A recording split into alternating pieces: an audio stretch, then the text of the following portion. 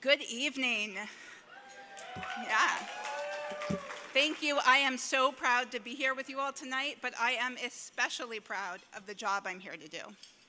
When I think of the proudest moments in my life, they are times of great achievement. But when I think of the most fulfilling moments in my life, they are times of unbreakable connection. Tonight is one of those moments. It is my great honor to introduce to you for the first time the CEO of Out and Equal Workplace Advocates, Erin Uritus.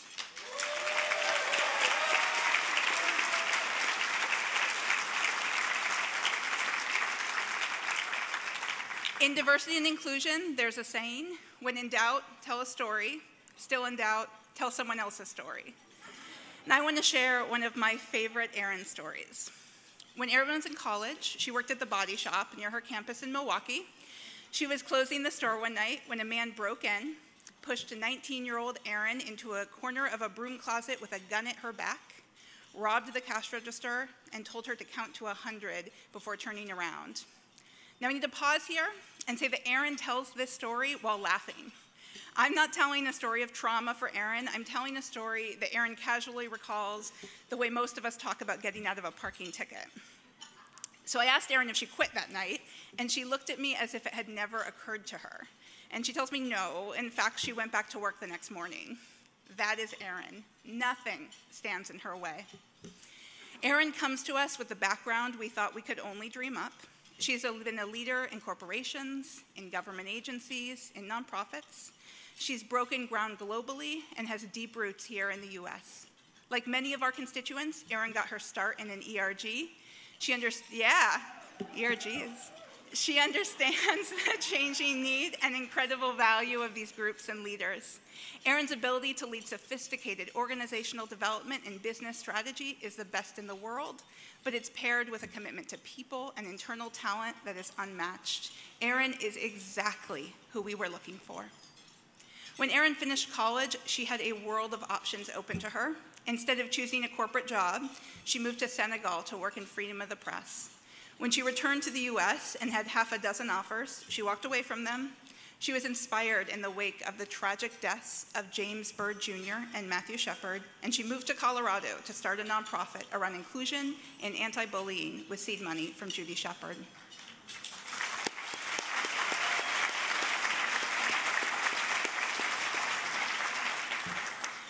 When she was asked to leave behind her entire world to help governments in the Middle East adapt to the Arab Spring and build inclusive and innovative culture, she didn't think twice.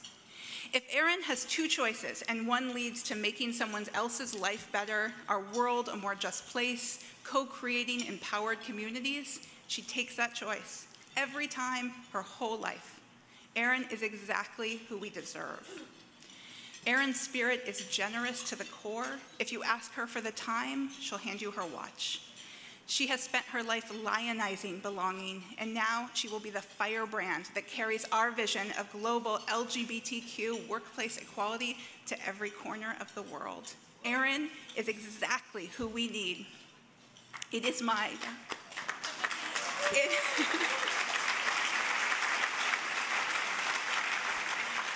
It is my great privilege to introduce you to the Chief Executive Officer of Out and Equal Workplace Advocates, the always brilliant, incomparably inspiring Erin Uritus.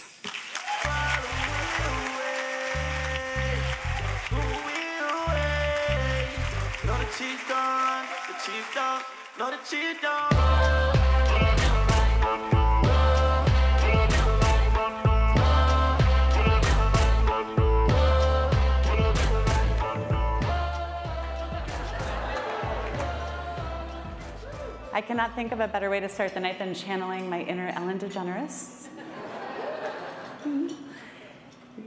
Wow, I mean, you all look amazing.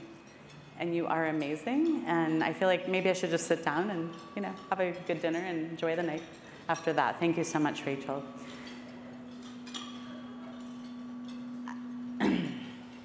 It's like overwhelming. I'm just like,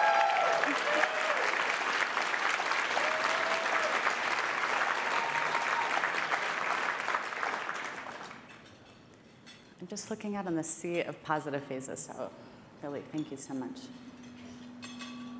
And we can go with the, yeah, there you go.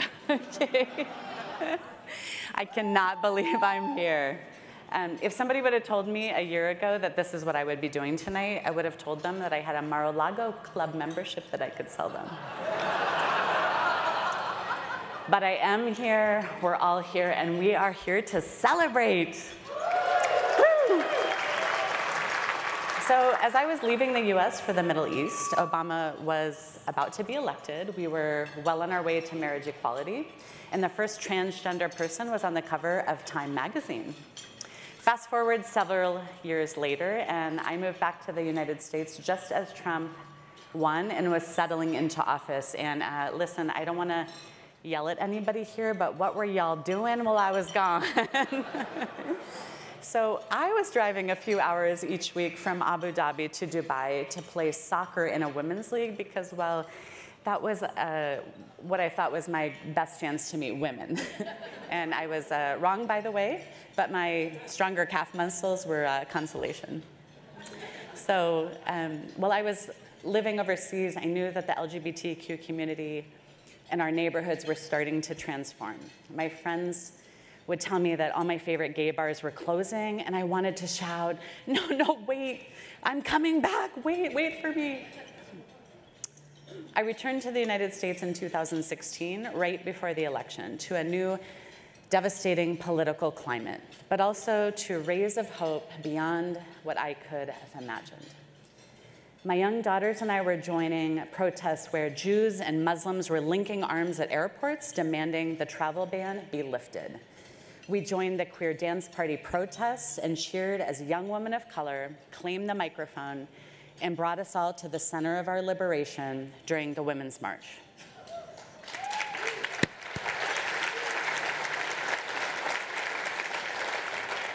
I saw our community embrace the intersections of our identities, and I was ignited to throw my whole self into this moment and into the movement. Those rays of hope are what have brought me here to you tonight. Tonight's theme, and the theme that will carry us through the year, is you belong here. And the most important word in that sentence is you. You are the leaders who are making diversity come alive. You are the ERG members who insist your companies prioritize inclusion.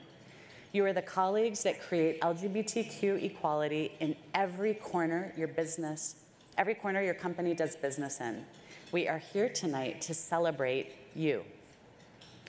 A few weeks ago, I was having breakfast with my daughters, and my youngest, Haneen, asked me what LGBT stands for. I explained it to her, and she listened thoughtfully. She's 6.5. She was 6 at the time. She sat quietly for a moment, and then she said she thinks that maybe she's transgender. Well, she hadn't expressed that thought before, so I asked her to tell me more. Well, she said, I want to be a superhero, and they're all boys. I want to be a boy so I can be a superhero. Right. My heart sank. And in that moment, looking into her hopeful eyes, I knew we have a lot of work ahead of us. Now, let me just tell you, I'm going to defend myself here, and I promise I have been a responsible mom and told my daughters about superhero women. But in that moment, it was heartbreaking to know that Haneen felt she had to be a boy in order to do great things. So I reminded her that women's superheroes are super real. And we talked about Serena Williams and Jane Goodall and Amelia Earhart and Malala Yousafzai. And she nods and falls quiet again, and then she said, as only a wise 6.5-year-old could say, well, Mama, can we add S to LGBT for the superheroes?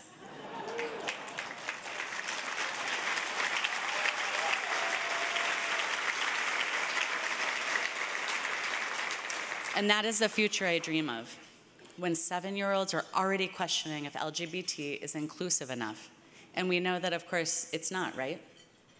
But I told her that superheroes are visible, they are powerful and strong, and they are already part of our community. We don't need to add the S, they're already here.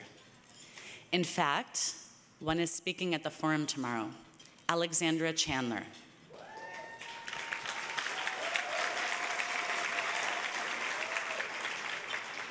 Alexandra was touched by 9/11 and leveraged that devastating moment to commit herself to joining the Navy intelligence community and serving our country.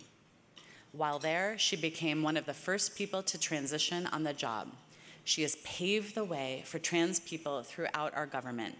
She made our country safer and is now running for Congress as an openly transgender candidate.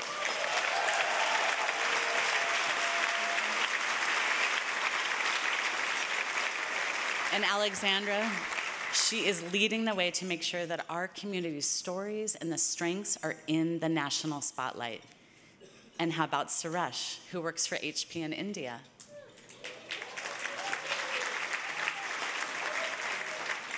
While our community is under the cloud of criminalization in India, Suresh has created an embassy of equality at his workplace in Bangalore.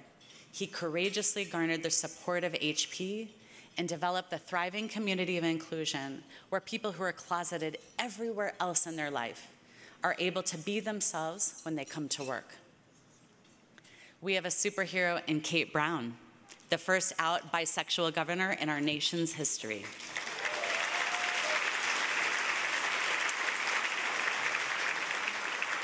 In Adam Rippon, the first out gay man to win the Olympic medal for the US.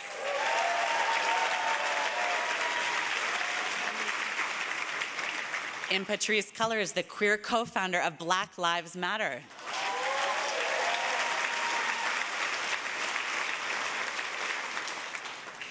And in Tim Cook, Sarah Ramirez, Julia Serrano, Rebecca Walker, Jens Ford, and Emma Gonzalez.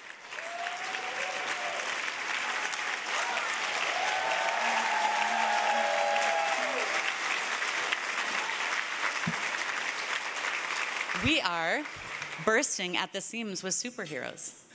And look around you, maybe across the table or even in the mirror. Because I believe there is a superhero sitting with us in this room tonight, about to embark on a journey that will bring them to the White House. I don't know who this first LGBTQ president will be, but I have a feeling their journey will have started in an ERG.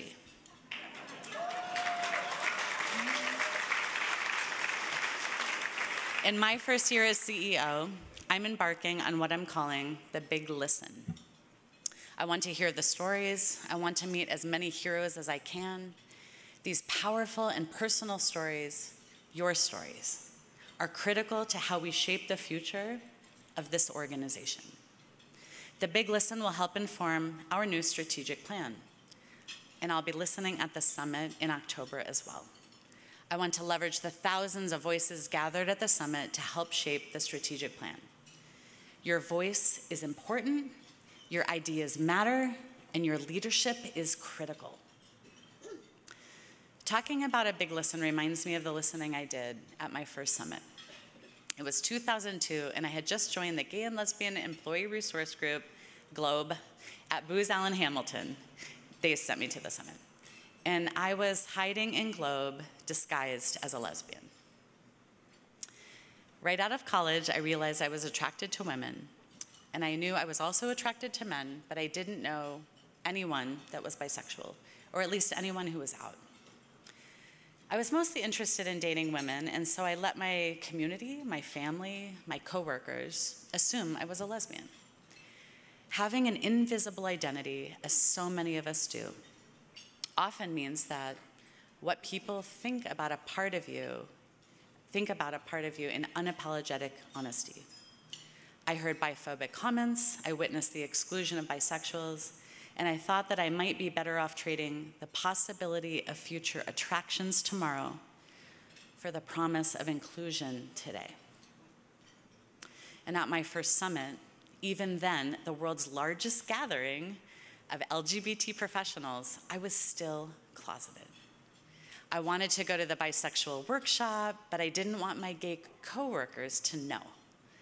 I told them that there was an HR session I wanted to attend, and then I snuck through the hotel halls to make my way to the bi workshop.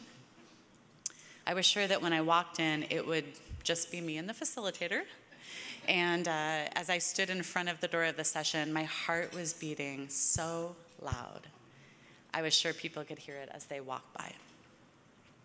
I took a deep breath, I closed my eyes, and I mustered every ounce of courage I had, and I opened the door. When I opened my eyes, I froze. I couldn't believe what I was seeing. The room was packed. All of the chairs were taken, and so I stood in the back of the room, and I caught my breath.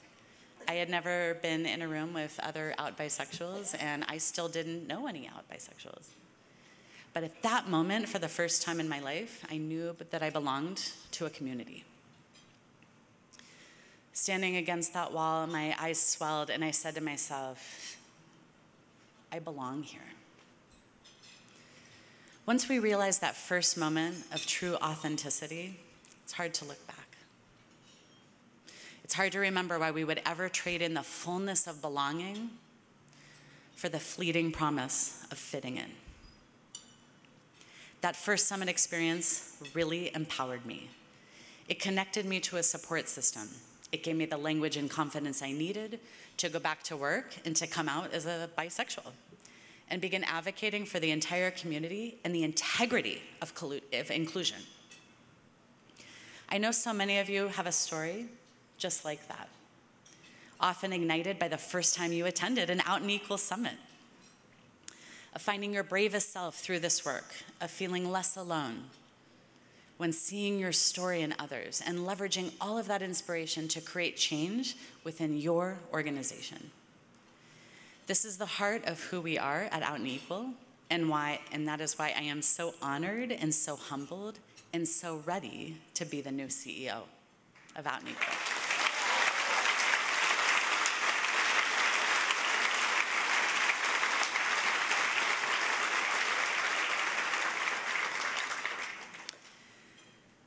Out and Equal's work has long been about diversity and inclusion, and we've made great strides in that front.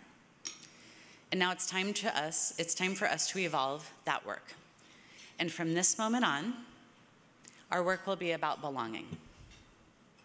In its simplest form, diversity is about counting heads. We need a gay man, a Latino woman, a transgender veteran, a differently abled millennial. Check, check, check, check. We have diversity. Inclusion is less simple. There's a turn of phrase in our work, diversity is about counting heads, inclusion is about making heads count. Inclusion is about leveraging and protecting differences. Inclusion it's something that a company does for its employees. Inclusion lives in HR handbooks, in healthcare policies, in CEI scores, and in D&I strategy. And diversity and inclusion are critical. We will always push companies to understand the absolute need for diversity, and we must keep fighting to make sure that those policies include and protect our community. Out and Equal will never back down on expanding diversity and inclusion. But the heart of our work and the focus of our attention needs to help organizations evolve from diversity to inclusion to belonging. Belonging is our holy grail.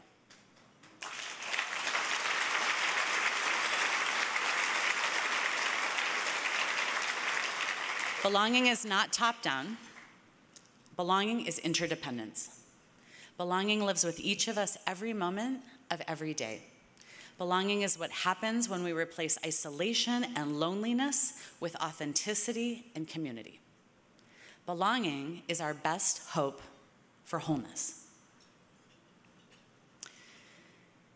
So just after college, I had an opportunity to live in Senegal and travel extensively throughout Africa, training women journalists. And while there, I learned a Zulu greeting that I have carried with me ever since. Sawubona. It means, I see you.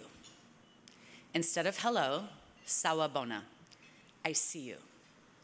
And the response to sawubona is sakona, which means, because you see me, I exist. And as I think about my new role at Out and Equal in this important moment in our community's journey, a moment when this administration is attempting to erase our identities, rights, and progress, there is no better way to describe what we need than sawubona, I see you.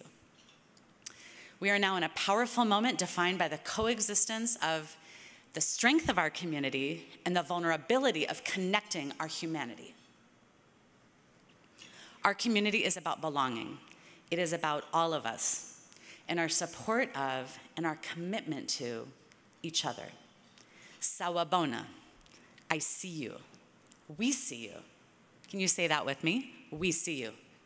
We see you. So listen, if you are a transgender person who has experienced fear, isolation, and exhaustion, trying desperately not to lose your job while you transition, we see you. You belong here.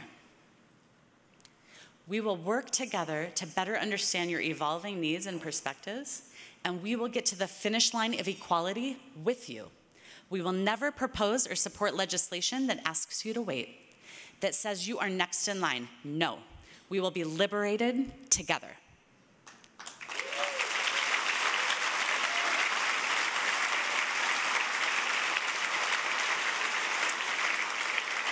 If you are here on your own because your company doesn't yet or fully support LGBTQ employees or did not support you financially, we see you. You belong here. We acknowledge your personal and financial sacrifice, and we are grateful to have you with us. We commit to expanding our scholarship program and providing more digital access to help you belong, even when you can't physically be here. If you are bisexual, pansexual, fluid, or queer, and have felt marginalized outside or even inside this community, we see you. You belong here. We invite you to come out of the dark corners of our community and into a space we co-create where your queer credentials and identity will no longer be questioned. We need you on the front lines of this fight for equality. We need all hands on deck. I see you, I was you, I am you.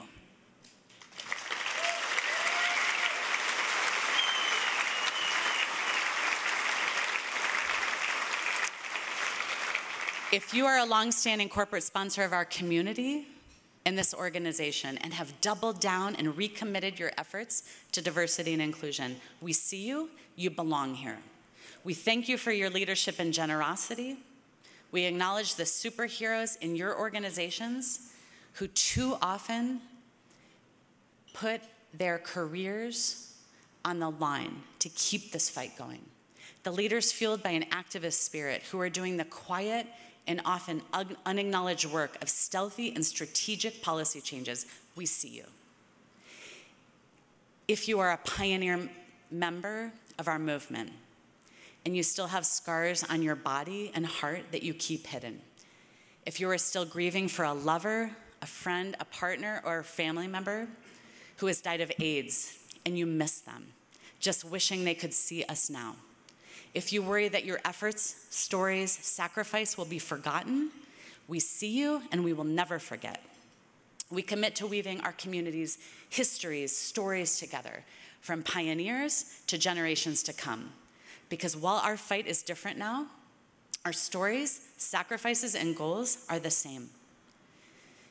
If you are a millennial, Gen Y or Gen Z, and you didn't realize how many shoulders you stand on until you got here this week. If you don't know who Matthew Shepard was and were afraid to ask how his death cracked our community wide open, we see you, you belong here, we are listening, and we will co-create spaces that leverage your energy and perspective.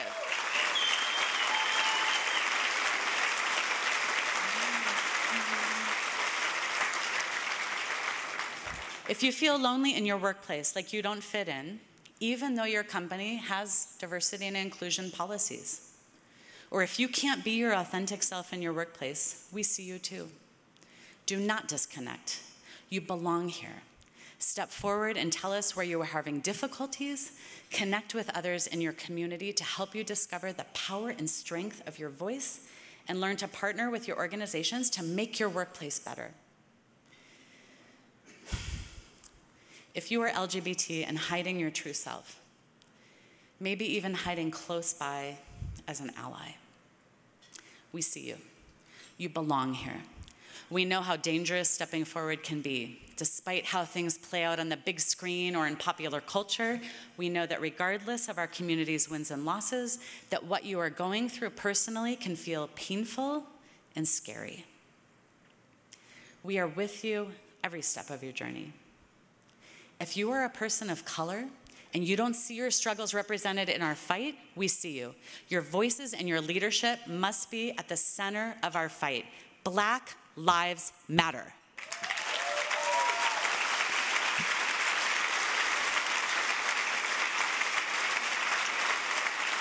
Intersectionality is our only path to equality. And if you are an ally and you're not sure how you belong to this community, say it with me. We see you. We see you. Here? Okay, again. We see you. We see you. If you are differently abled and you don't yet see yourself reflected in the spaces, in all the spaces of our movement, organization, or event, we see you. If you are a parent and worry about if your children will be embraced by this community as they grow up, we see you. If you are here from a country where it's unsafe or illegal to be out, we see you. If you are watching this event from far away because it's not safe for you to travel or because you cannot afford to attend to be here, we see you. And if you are on the board of directors of Out and Equal, you are the fearless leaders we have been waiting for. You are the superheroes of this organization and the fire bearers of this movement. Amy, Annette, Bobby, Cindy, Deborah, Donna, Eric, Jim, Ken, Margot, Phil, Renee, Riza, Sander, Tammy, Tripp, and Michael. I see you and we see you.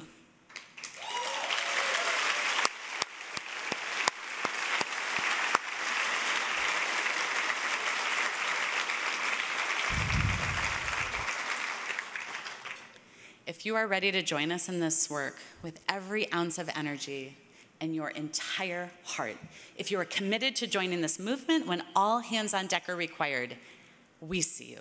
And no matter where you are, who you love, or how you identify, we see you, we are you, we will always stand with you.